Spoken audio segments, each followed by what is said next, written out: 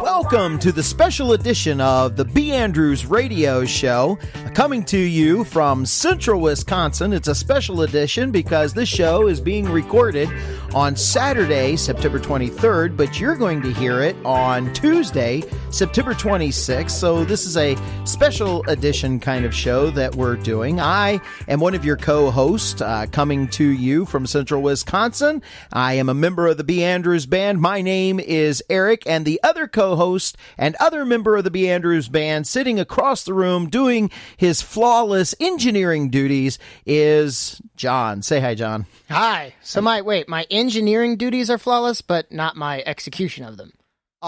No, dude, you're totally flawless. Okay, cool. Any way, shape, or form that you want to put it, you, my friend, are flawless. How you like that? Have you ever been described as being flawless before? Maybe a hidden gem, but well, totally. You flawless. You execute your duties flawlessly.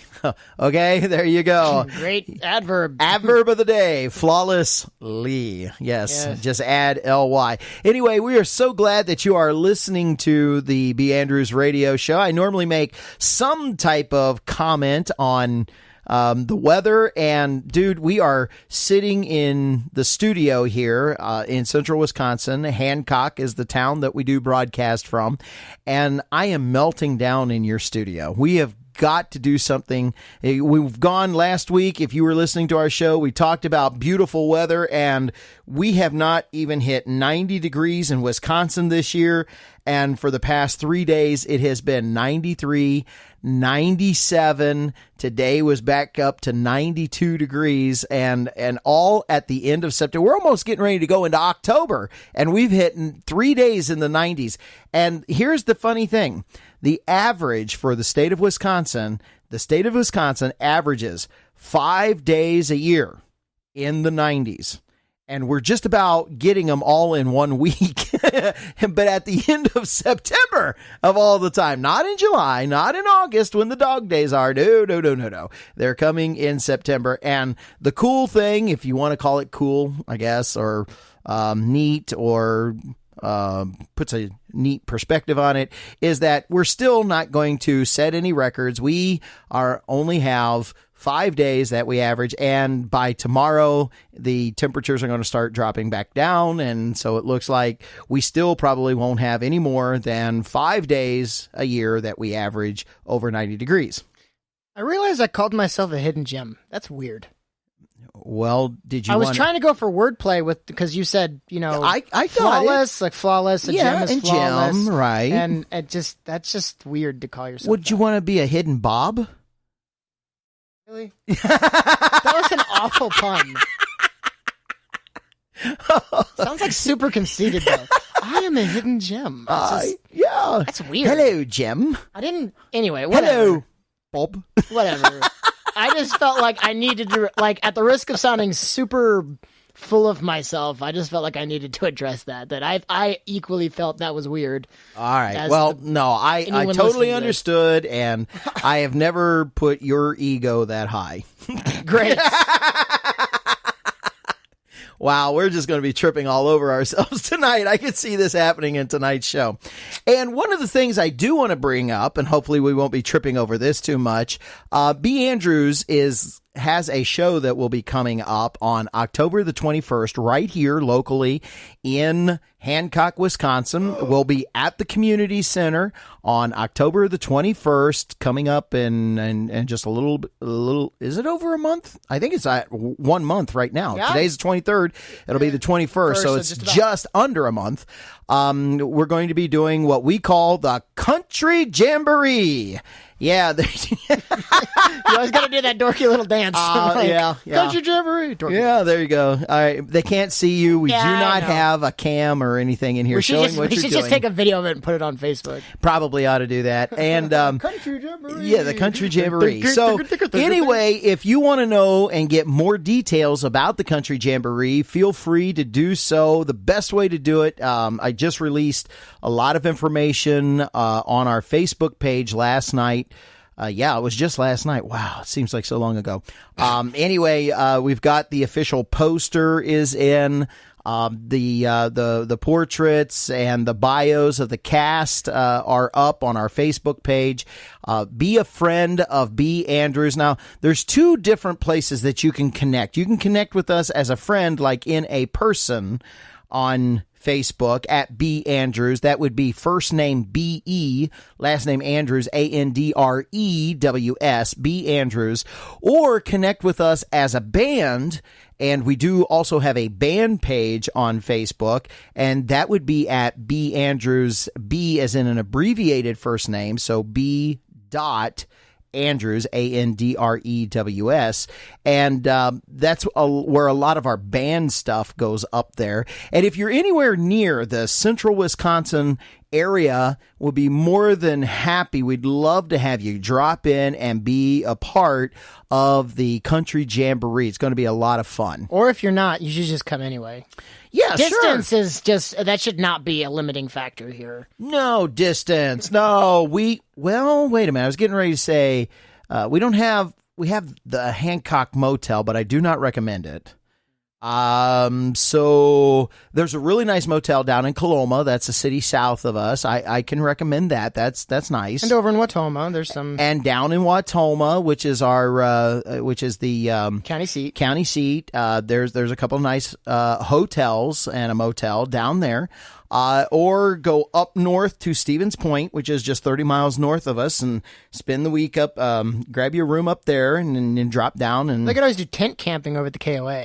They can do tent camping. We just had a KOA come in. It's not a KOA anymore. It was bought out and it is privatized. So, really? Yep. Oh, that's news to me. Not a KOA. That just kind of happened, but it's right across the 4-lane.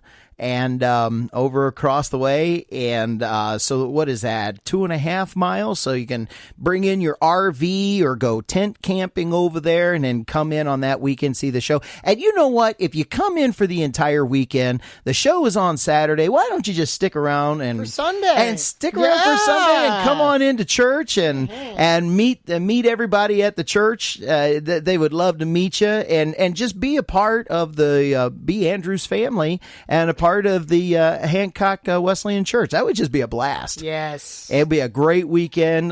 Get your batteries recharged, have a lot of fun, and we can fill your belly with some good food. In fact, we have a, if you go to the B. Andrews Country Jamboree event page, we've got an event thing marked up there. There is a questionnaire that we need to know, and we are up north, as they say, up tier. Right? We are up north.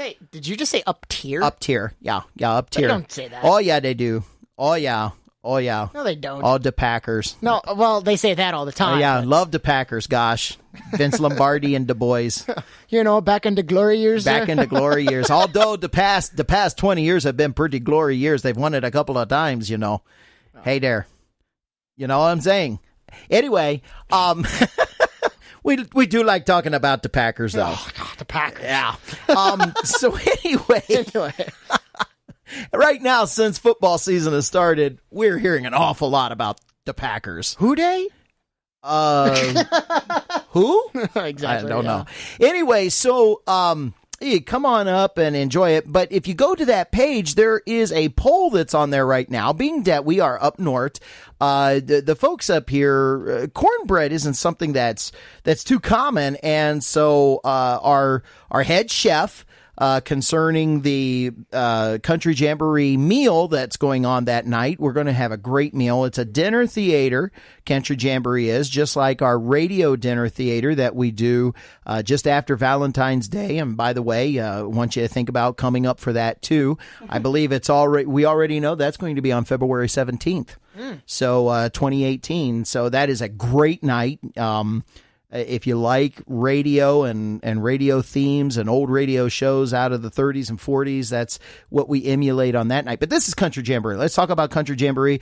It's kind of like Hee Haw, if you will, a live version of Hee Haw. We have a lot of fun at it. So there's music and skits, but it's dinner theater too. So before we go into it, we serve a really nice dinner. We try to have a country theme along with that. So there's going to be slow roasted beef is the main entree. Homemade chicken noodle soup. I already know that we've got the chickens that we're going to actually be cooking down, and homemade stock is going to come out of that and add the noodles. It's just, oh man, making me hungry thinking about it. Right.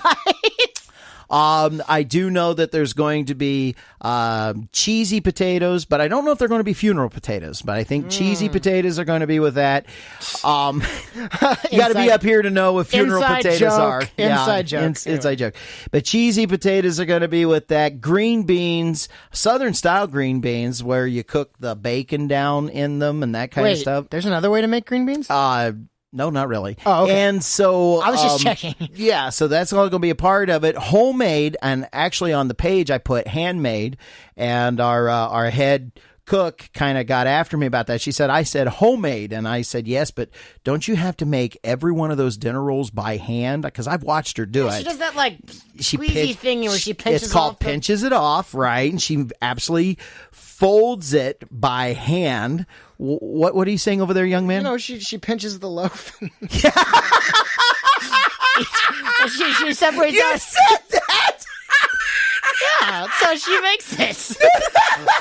Okay, moving right along. I can't believe you. That's how she makes each individual roll. She picks it up and she pinches the loaf and pulls off each individual roll. Shit! Don't go back to that. Anyway, so what else are we having? So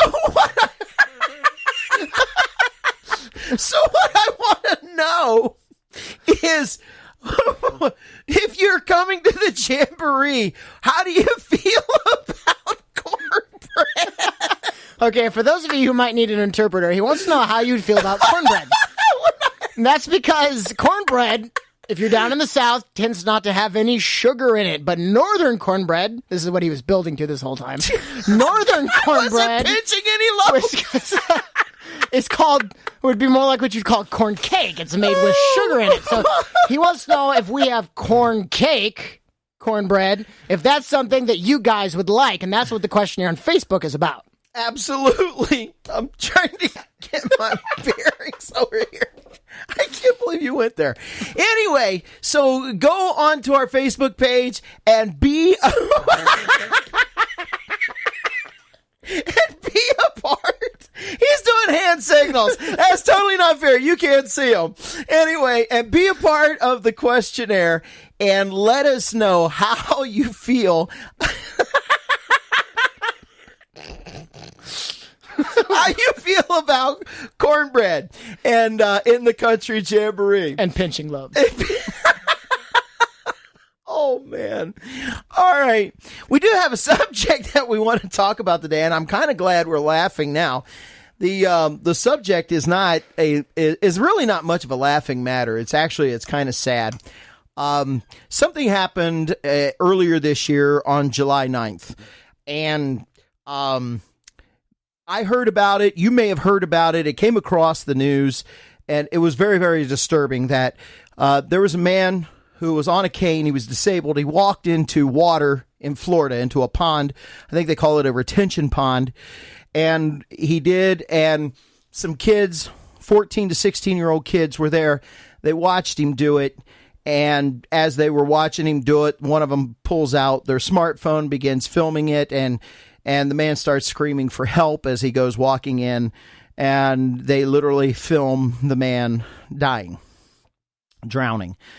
And a huge outcry came up because that these kids could be so callous, that these kids could be so removed from human emotion and care of another human being, and a huge outcry came up from it because this is what the news media was telling us. Well, we want to take a moment. We want to focus on what the news media told us and what the news media didn't tell us, because it shapes the opinion, I think, a little bit of the story. But then we also really want to take a moment and focus on the outcome and talk about some other serious cultural matters. I need to wet my whistle and get something to drink. If you need to get something to drink, you want to come on back and hear this part of the discussion. So don't leave us. Get you something to drink and come on back. You're listening to the B. Andrews Radio Show. We'll be right back. Sing the chord of praise. Na, na, na, na, na, na, na, na. Sing the chord of praise.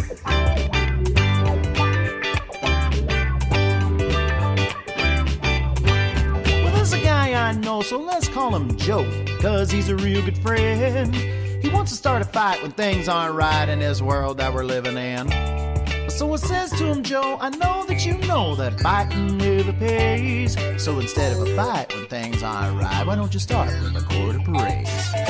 Na, na, na, na, na, na, na, na. Sing the chord of praise. Na, na, na, na, na, na, na. Sing the chord of praise. There is a simple truth that folks don't understand. Everything that happens in our lives comes from God's own hand. Everybody has a choice that they can make every day.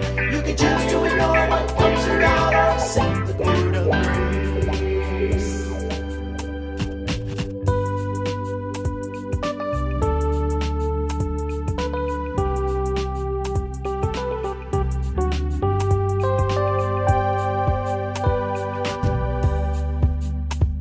Now it occurred to me how things might be when this world comes to an end.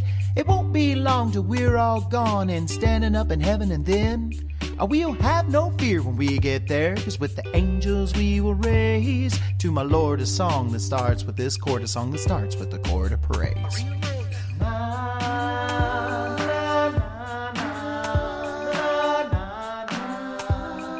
Sing the chord of praise.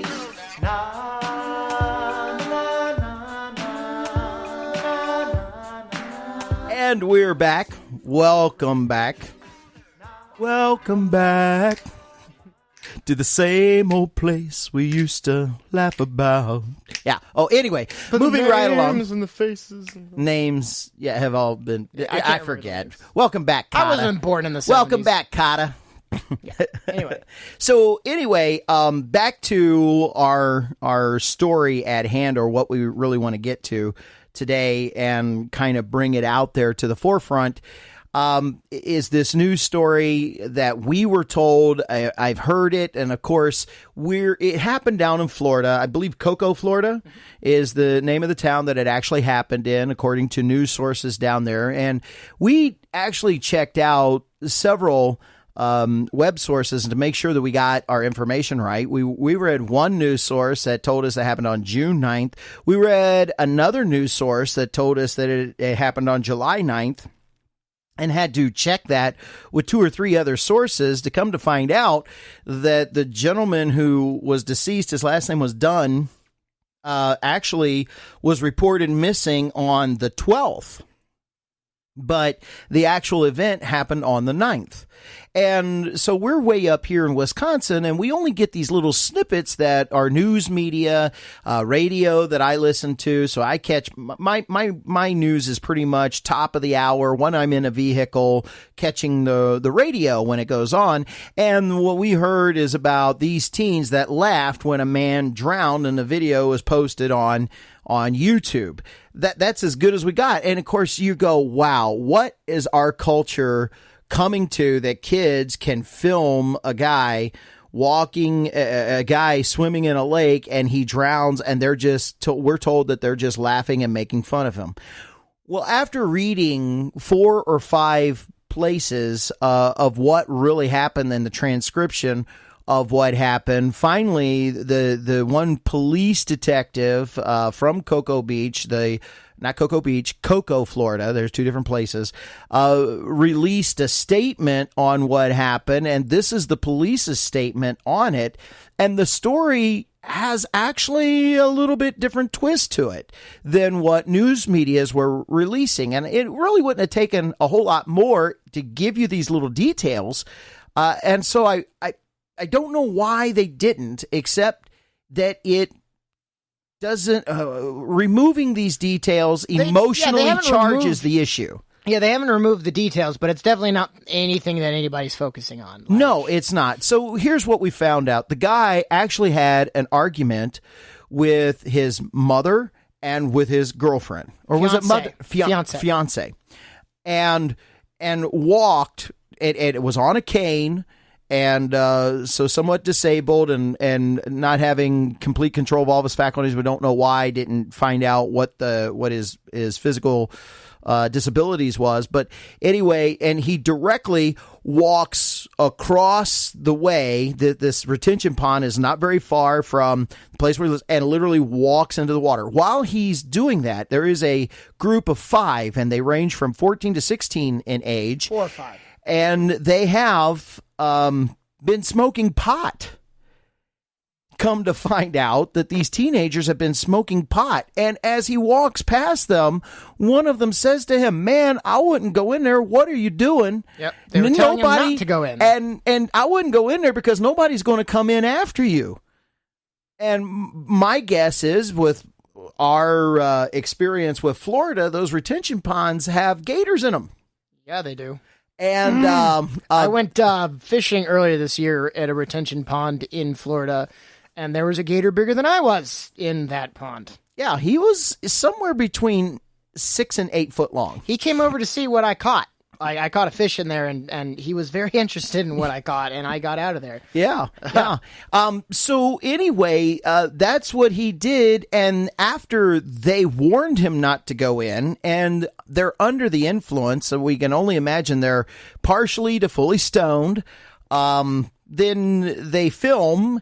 And at the end of the film, which, by the way, is not up on Facebook, so nobody else can see this anymore. They have pieces of it up. One of them... They have a shortened version of it, modified version. But it's of the man in. It's not necessarily to retain what they're saying.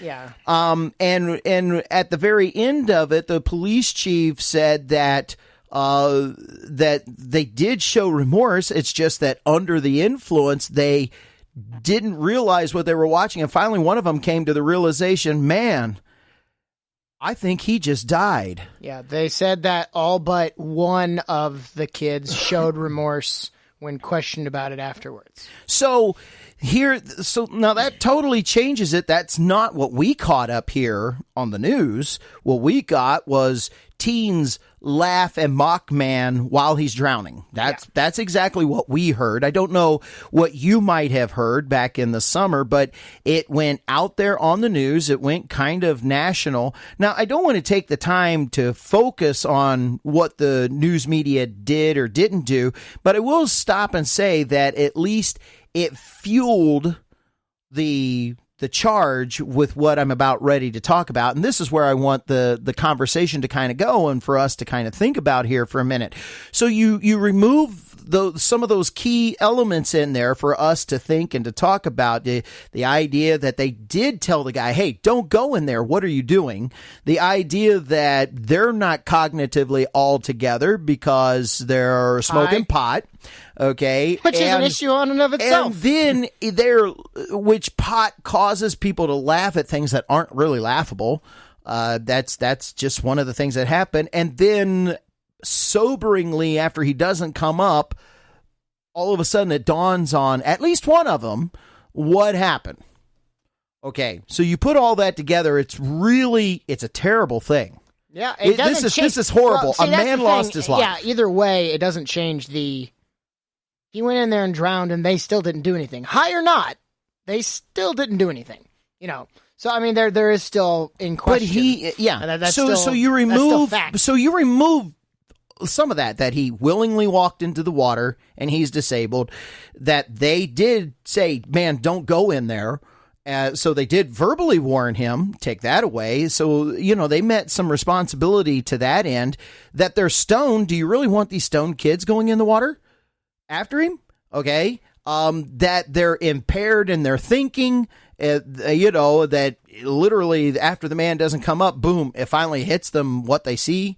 Okay, so you put all that in, but take that out and the rest of us hear it, and so does all of Florida. I'm sure they're getting a lot more down there than what we get up here. I know how that works locally, because we've had few things and we hear about it. And, I got people around the country that say, hey, what, I heard this thing is going on up there in Wisconsin in your neck of the woods. And I don't know what they're hearing, but when they tell it to me, I'm like, that's nothing of what's going on up here.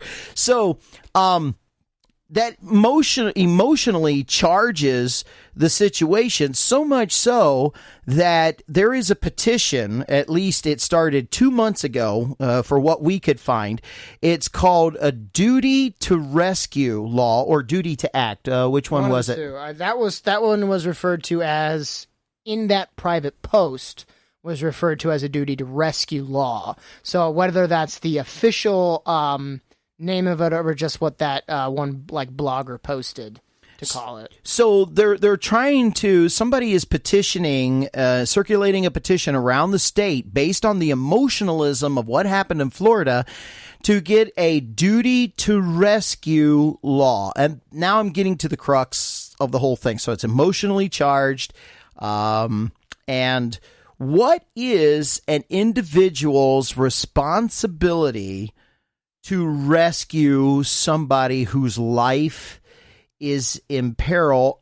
And can you put that into a law? Now, in that conversation, that's a big ball of wax that I just presented there. And we've got about 4 minutes before we head into our break. Can you really legislate that? Okay. Now, because it's a part of God's law. I mean, the simple fact that we call it that, for instance, the group of laws that protect people that do try to rescue people are called Good Samaritan laws. That's the entire purpose for that parable is, you should love your neighbor as yourself. Well, who is my neighbor?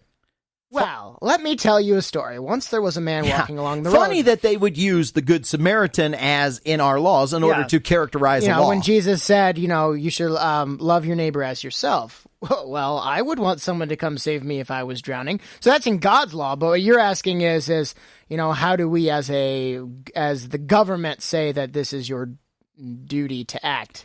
So, yeah, that's what we're getting. We're getting the government to say you have a duty. Now, we divide this into two kinds of laws. Our current set of laws, most of them are based on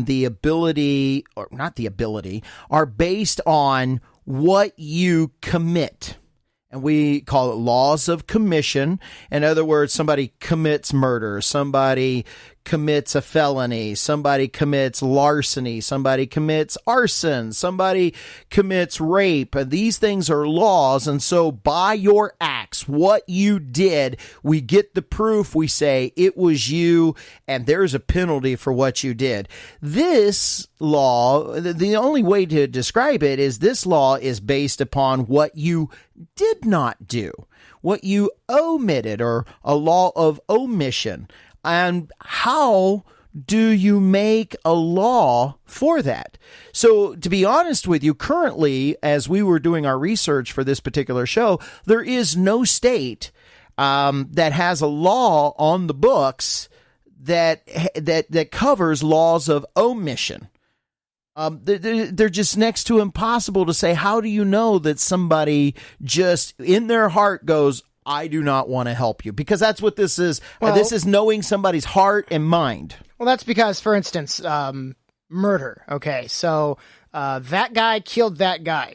The evidence is the fact that, for instance, that guy put a gun to that guy's head and pulled the trigger. Well, we can prove that he committed that.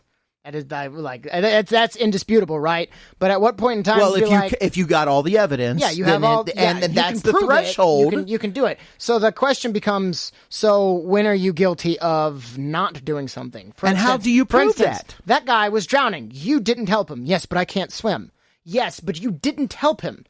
But it was impossible for me to help him because I can't swim. Yes, but you didn't help him. So what's the minimum threshold? Yeah. What's the minimum threshold? Well, you could have at least called 911. My phone was dead. Yeah. I mean, my phone battery dies all the time. How's yours work, What becomes the threshold? How do you trip the threshold? And whose opinion is it that you did or didn't? For instance, you pulled the trigger. It's not my opinion that you killed the guy. You were exactly responsible for his death. Or omission. How do I prove that you could have helped him or couldn't have helped him, or that you even knew that guy needed help? Well, then in commission, you keep going on about how it can be proved, but let's take a look at it. Somebody says he did it. Well, can you come up with the weapon? Can you come up with the evidence that said it? And if you can't, then we don't convict. It's true. You go away free. But what is the threshold to go, I knew what was on your mind and you intentionally omitted it? In fact, you told me you ran into an incident that happened to you today. And yesterday. Yesterday. And when we come back, we will talk about your incident and use that as a form of measurement. So let's get your refill, and I'm going to get me a refill. I can use some more water. And why don't you come on back and we'll talk a little bit more about this particular kind of law.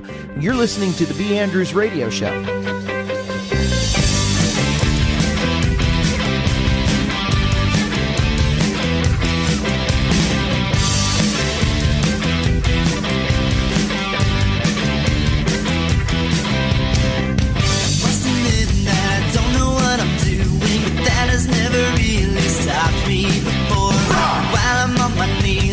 I have this feeling you're calling me to something so much more. Well, every time I get this close, I give up before I go too far. This time I'll let nothing stop me. I'll go until I've got no more. So batten down the hatches, say hello to arms, going so much further than I've ever been before. Won't be easy, I don't know what's in store. Even if I stand alone, I'm taking on the world.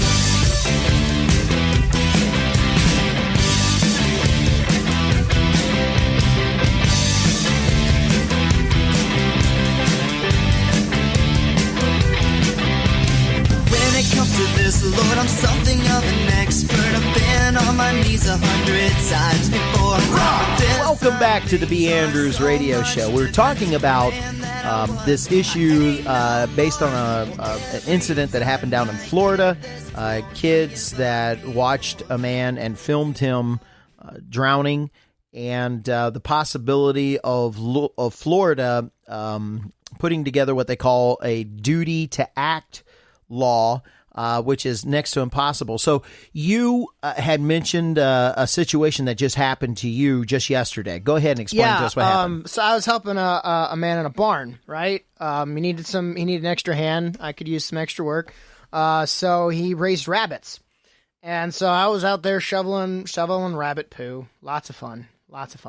Taking it out by the barrels, the wheelbarrow full. And That's a lot of rabbit poo. It is. He's got a full barn. He's got a full barn. When I signed up for the job, I didn't know he raised that many rabbits. Okay. Anyway, so I was cleaning up the barn. He would mill around about. He's 80 something. He was milling around about doing this, doing that. Well, he disappeared for a while and eventually came back. Well, I needed a drink of water. I was sweating down. It was the hottest day of the year here. I was sweating down, and so I was talking to him as I was getting a drink, and he's like, "Well, my sugar bottomed out, and so I'm really sorry. I had to just leave." And if anybody knows, that's something that can be very dangerous for someone that is on insulin. If their sugar bottoms out, if it drops low enough, which he told me he struggles. That is a problem he has every once in a while, dropping down to. He said it's gotten down to 45 on him. Woo! His blood sugar. That's dangerously low. And yeah. So, and it's one of those things that it's like if such a law were to exist here in Wisconsin, he would disappear for several times and I wasn't going around looking for him. And if he didn't come back out to check on me, I would have just kept working because he was milling about, going about his business. But what would happen if we had a duty to report law or duty to act law. Duty to act, duty to rescue. Duty to rescue, and it could be said of me that I knowingly let him die. And I didn't know about it. I mean, I would say I didn't know about it, but they could just as easily said I did. I mean, they would have to have some sort of body of proof, I suppose, to convict, but at what point in time, that just gets really muddled. So he walked in the house, he passed out, his sugar continued to drop to where he literally went into a sugar coma. Well, worse yet, he could have passed out on the other side of the barn and I wouldn't have known it. Right. I mean, and if it would have dropped to the point of stopping his heart and he would have died, but you were right there and you didn't act. And so by the same standard, the question then becomes, why didn't you act? And you could possibly be brought up on charges for why you didn't act to help rescue this man's life and why he died. And the same token, here in Wisconsin, I think it's been 9 years ago now, we had an instance when a bus driver was heading down one of the roads, just finished dropping off some kids, and he was traveling and a semi was right behind him, and nobody knew why at first. Didn't come out until weeks later that all of a sudden he went right of the traffic, or went left of center and hit a semi head on coming the other direction. He should have, under normal circumstances, been killed, but there were 3 or 4 in the back of the bus that were thrown about, and one child was killed. Okay. His name was David Sempf, and it was a tragic circumstance. Well, what we found out is that the bus driver had a massive heart attack. And he ended up literally slouching down in his seat. I mean, he went jelly, went down underneath the seat when it went head on, and the bus hit the truck, and it crushed the cab, but it totally closed in and encapsulated in about him because he went jelly and down underneath of it. Was in the hospital for 8 to 10 weeks, recovering first from the heart attack and then from the other injuries. He had head injuries and so forth. He was still tried for manslaughter because of the death of David Sempf in the back of the bus. And you kind of wonder, how can he be held responsible for that? But because under his watch, even though he had all that, somebody was killed. Now, he was found, here's the other thing, he was found guilty, but all of it was put on... yes, I got that backwards. Yes, because the bus didn't get hit head on. It was the semi driver that rear-ended the bus. It was the semi driver. That's right. I got this backwards. He rear-ended the bus. He rear-ended the bus. That's why the kid's in the back of the bus. Anyway, the semi driver ended up, and he was still tried, was convicted. However, his sentence was, is it called commuted? Where it's kind of put off. And he's totally lost his CDL license. He'll never be able to have, he'll never drive truck again. And that is what has happened to him, but he was still convicted of the crime. There's the threshold. And you take those two things and you go, wow, you would think that there would be some understanding and some circumstances on the one, but on the other, we're looking to try to convict somebody over what we think they're thinking and feeling. This is really, really tough stuff. And there is no easy answers. The bottom line is that because of the kids being in, I'm going back to the Florida situation, because of the kids being under the influence of the marijuana, they were stoned, they weren't thinking, and not being in a reasonable spot, was not able to help a man, and a man lost his life. But, are we going to be able to make laws in order to convict other people that go, you didn't do this, and I know what you were thinking, and you intentionally did not do this, and so therefore that's a crime?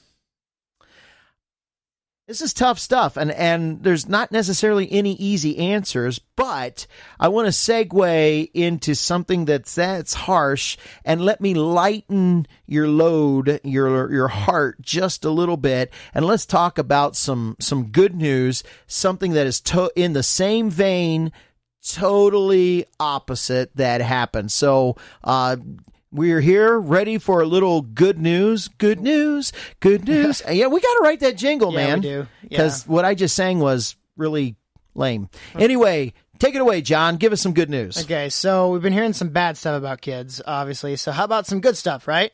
This is from Inside Edition. Teen finds wallet stuffed with $1,500 in cash, returns it. So in this heartwarming case, the front porch surveillance footage does not show someone stealing a package. Sacramento homeowner Melissa Vang took to Facebook recently to publicly thank an honest young man who found a wallet lying in her driveway and rang her bell to return it. I think we all need to be reminded that there are still good people out there. His act of kindness cannot go unrecognized, she posted. Her security camera showed Tyler Opdyke, 18, ringing her bell and holding up her husband's wallet, which was crammed with $1,500 in cash. But Vang doesn't answer her door to strangers, and it wasn't until a few beats later that she realized the person on her porch was trying to do the right thing. It's sad that I didn't trust him to open my door when he was just doing a good deed, she wrote. Sadly, this is the world we live in today. We hear so much terrible news and hardly any good. I think we'll all need to be reminded that there are still good people out there, Vang said. By the time she opened her front door, Opdyke was gone, she said. But he came back later to make sure the wallet had been picked up, and she thanked him profusely. She said the college student said his first reaction to his discovery was awesome cash, he told the Sacramento Bee, but the feeling was fleeting. It was not a hard decision because this could be somebody's rent money, and it wasn't mine to keep, he said. Vang said she was so busy thanking Opdyke she forgot to give him a reward. The student has been passing out flyers to his uncle's pest control business, so she called the number on the leaflet and arranged another meeting with Opdyke. This time she gave him a financial thank you. God bless this young man's heart, she wrote in her post. So we were talking about kids who were struggling to do the right thing, and because of being under the influence, their thinking was a little bit impaired. So here we've got an 18-year-old kid that comes across a wallet with $1,500 cash in it. And first off, he makes the decision to get involved, right? I mean, he could just walk past the wallet. And so he doesn't just walk past the wallet. Then he picks it up, realizes where it goes, bangs on the door. Now, he could have just stopped right there. Oh, hey, nobody answered, and still walked away with a wallet, but he continues to do so until she comes and answers the door. So basically, he left it there, and then wherever else this kid lives, then he came back to make sure she actually got it. I mean, it didn't even just because she didn't answer the door. He left it there on the porch, and then came back at another point in time to make sure that she picked it up. Following through with... That's like extra following through. Yeah, I mean, he could have just left it there and been through. Whatever. So, for us, this is what it basically boils down to. What side are we going to be on? We've got choices to make out in our community. We can be with the one side who goes, hey, I said something, that's good enough, you get what you get. Or you can be with the other side. And of course, that one side, those kids impaired, under the influence, not thinking clearly, busy, life, whatever. Which was all their choice too. Or we can be on the other side of the fence and go, you know what? That's there. Man, people need that money. You know, I want to make sure the right thing is done, and put himself out and made sure that he followed through. Ladies and gentlemen, those are the kinds of responsibilities that we have and have to make in our communities. So just want to encourage you, step up to the plate. Be the kind of people that make the right decisions and follow through. Well, that's going to wrap up our show for us today. And so we want to just encourage you, do the right thing. We want you to join us on Facebook at B. Andrews, BeAndrews on Facebook, or you can zip over and check out our webpage, which is www.beandrewsband.com. And join us for the Country Jamboree. If you're in Hancock, of course, you can bring your RV up and park it over here at the RV park right across the 4-lane. All right, well, we're so glad that you've been with us. You have a great rest of the week, and God bless you. And we'll see you back here next Tuesday. Thank you for tuning in to the B. Andrews Radio Show.